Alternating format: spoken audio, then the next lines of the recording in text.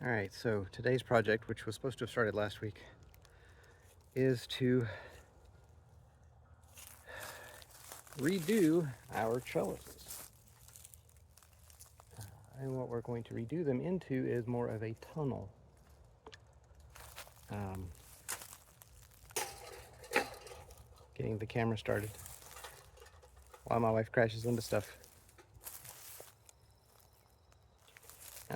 She's taking down the ornamentation, the deterrent for animals like deer. There's wind chimes, came from my brother's, and then there's this funky tin man that's made out of cans, old like vegetable cans, a number 10 can, and a funnel at the top.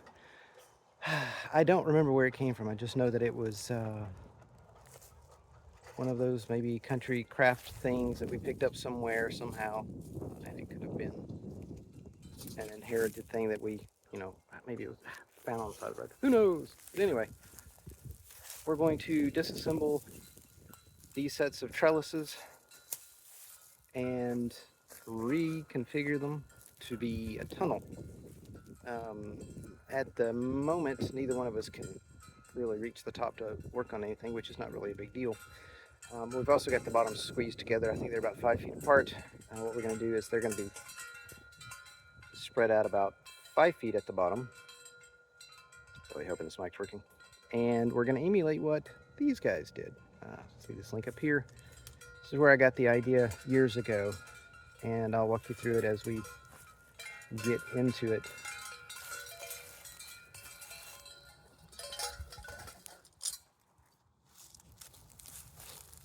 If only you could have heard what I heard. So yeah, 5 feet apart. The bottom's going to spread out to be 7 feet. And these guys are 50 inches wide at the bottom. And so we're going to do 4 of those, which will probably come over here. That'll be 200 inches long. And if you ask my wife what we're planting there, it's going to be the Hanging Gardens of Babylon. Okay, I'm out of breath. So last year, when we put these trellises up, we used cat food bags, pet food bags, and we put mulch on top of them. As you can see, there are no weeds in the middle. And what we got is just dirt. As she pulls this next one up,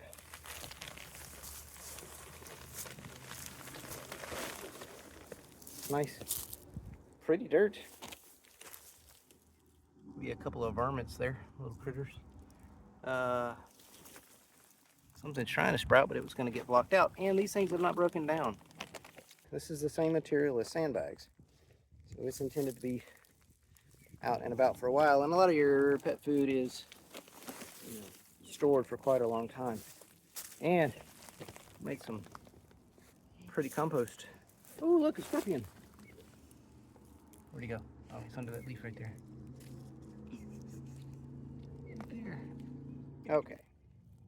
So these things are in the ground pretty good. We pounded them in.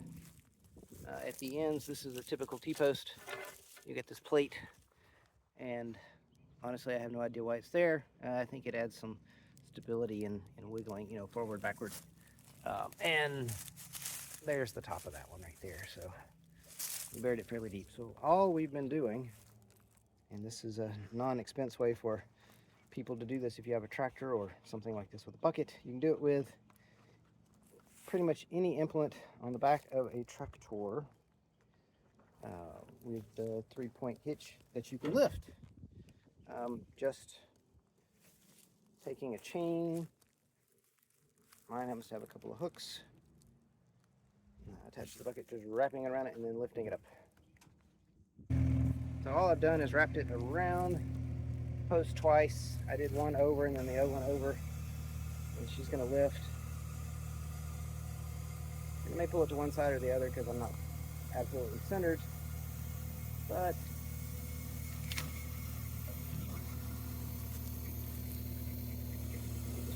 stabilizing it, and it's up out of the ground. Now it's very convenient if you have a skid steer.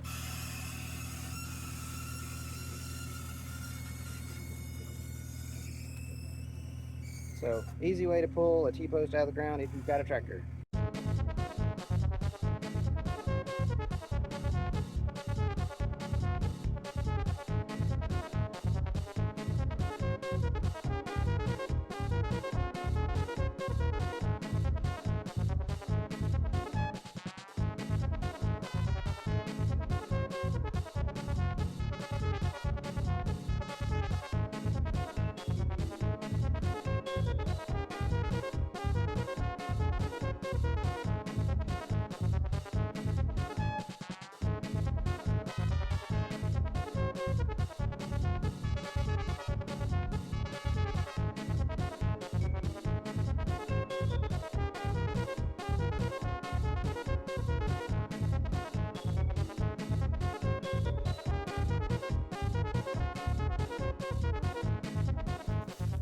Okay, this is where things get stupid simple.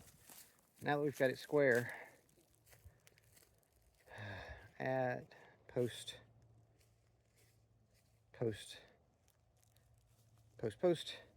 We lay the boards out, we drive in, we get them square to each other, we drive in rebar to hold them upright, and then we put in the cage and we move the dirt back. I mean, it's really that simple. Yes, I'm making her do all the work. We got the box perfectly square, which was fabulous. There was no crying, there was no blood, and there was no gnashing of teeth. It was a little yelling, but we got over it. My feelings are hurt.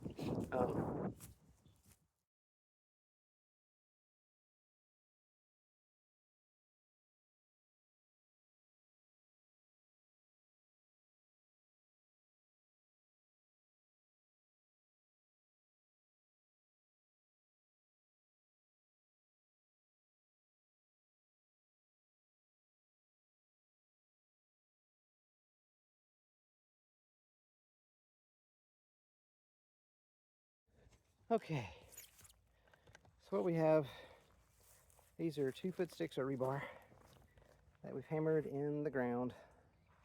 The boards are 96 inches. These are cedar, so they can go against the ground. They're less prone to rot and insect blah blah blahs. All right, so we've got, this is a 2-foot stick of rebar, 1/2 inch, pounded into the ground. It's into the, really good down into the clay. You saw us fighting with another one. So we have that repeated down the length, and we will actually put another one in the middle. So the springiness, the boards aren't attached, and they won't be attached. The springiness of the hoop will push outwards on the boards and keep them in place. And we're going to put the first one, first two at least, down there, and then we drive those middle stakes in. You saw Amy fight with that one, and I fought with this one down here. They were not in the right place. They crept a little bit, and in some of the cases, as we're pounding these things in, you can feel it hit a rock. And it's kind of odd to think about, but if you ever watch the Curse of Oak Island, as they're digging or drilling a hole down, they can run into an object which can cause the drill bit to start to curve. It'll still be straight at the top, but the further it goes down, the further it may deflect. And in our case, what it's doing is, these things don't bend. I'll just use one of these. So as it's going down and it hits a rock, it moves to the side of the rock and then keeps going in at an angle. And now your measurements, it's not exact or precise. And then, oh, it's too deep in the ground, I can't get it out. So this doesn't have to be precise.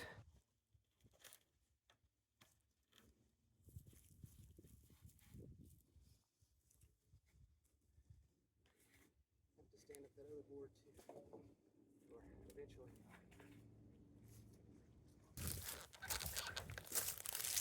I'm trying to get an idea how this is fitting. Yeah, that looks pretty good. We can see the bowing in the board down there on the end, so I have to push that in. Happens to be right in the middle. This board looks pretty good. We'll still drive another stake in there, but as I walk underneath it, I can still, doesn't touch my head.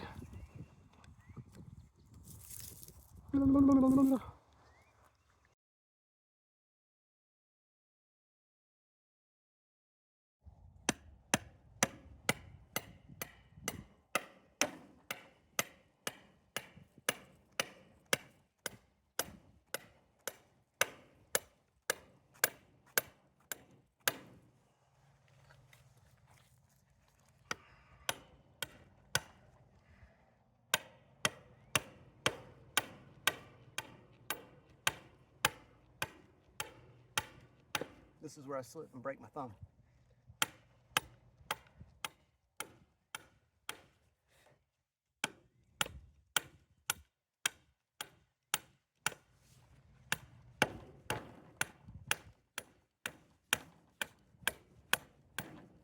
Okay.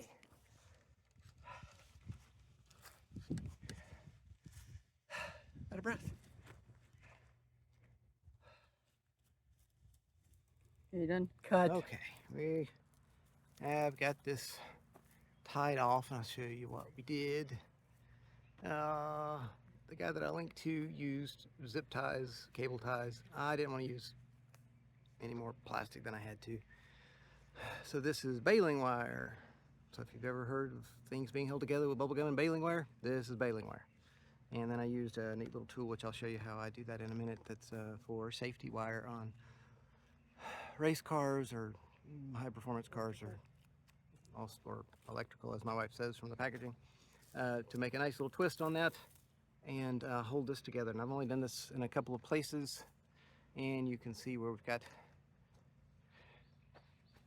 a big gap there. We've got it nice and secure down there and nice and secure up there. And when I've got more arm strength, we'll come back and we'll do these about every other one just to hold it together. But as the shadows of the lines in the phone are on my face, this is at the top. My head clears. I can walk all the way down it.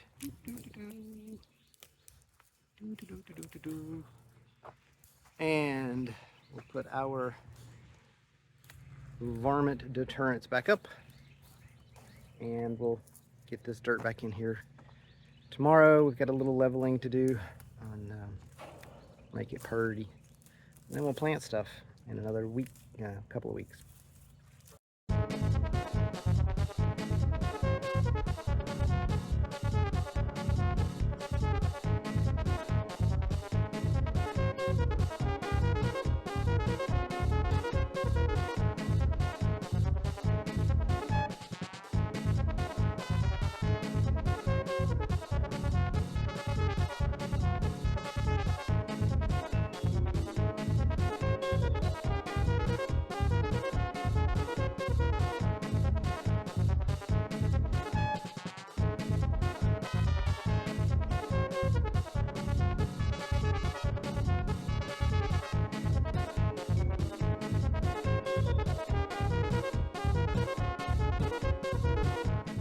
Going to connect the pieces of the cattle panels is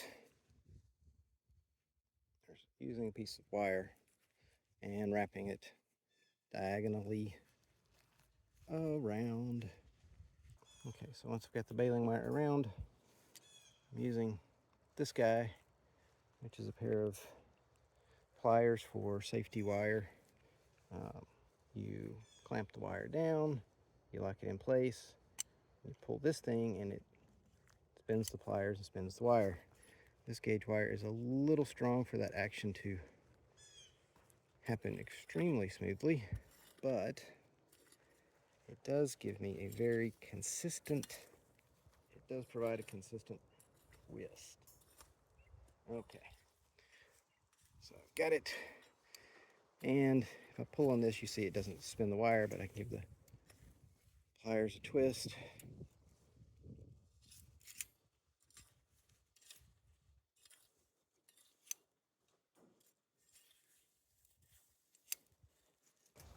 what you end up with, a nice little twist like that.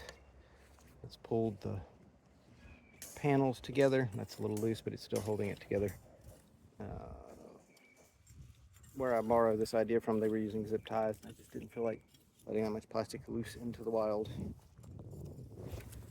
Okay, so when putting these things together, one of the things we really want to make sure of is to get the orientation of these panels right. So you can see that the material goes over, and then you got the crossbars go under. We want the long ones, and I can never get longitude and latitude right, but we wanted these guys on the outside, because we can take this, and if you look at it just right, it looks like a hoop house, a tunnel. We can cover this with plastic now and winterize the beds that are inside of it.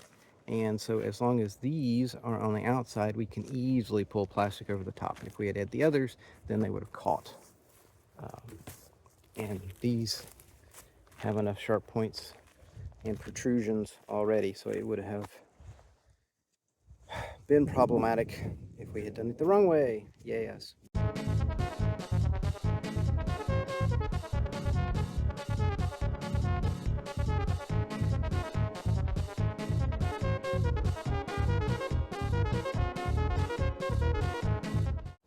I do not know how well a zip tie will hold up from season to season. The baling wire that I've used, new hat, got sunburnt neck yesterday.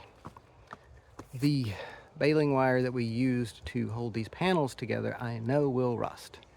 And when they rust, they'll break, and then the wire will fall down into the soil, and it'll break down, and it'll provide new iron into the soil. And I think we've probably got plenty of iron in the soil, but a little bit doesn't hurt. So without actually planting anything here, we're kind of done. And we're not ready to plant because we're early. For once, we're early. The items to be planted here will be in about 3 to 4 weeks, maybe. April 15th-ish, from what I can remember. And we're doing good for me to remember that. Ooh, looking at the onions. The onions look good. So as my wife finishes up the last bag of mulch, looks pretty good. The hills are obvious. And we're putting mulch on top of them so we can capture a little moisture with the upcoming rain that we're going to have. And we had some excess mulch. You can see very little plastic, and I realized the hypocrisy of using the plastic cat food bags versus the zip ties on the tunnel itself. But we have proven that these bags hold up at least a season without any degradation. So I feel okay with that. So my wife just took it up the hill, but if you saw the gray sieve thing that we were pouring dirt over, we were filtering out rocks. Why? Because we have what was a gravel road, and it has wash, and that was what we got out of just this area right here, plus a little bit of dirt that we had scraped away. So we still got all of that to go through and sieve, and then that healthy pretty dirt will go back on top of this stuff, and then over here with the onions and peppers as well. But that is what we were doing, is we were farming rocks. Found a couple of good mountain seeds that will be used elsewhere for retaining purposes. But smaller ones are more gravel-like, and that's what they're going to go do. Fill in holes. Thanks for watching. I hope you enjoyed it. Too many hobbies, not enough time. It's a theme song, y'all.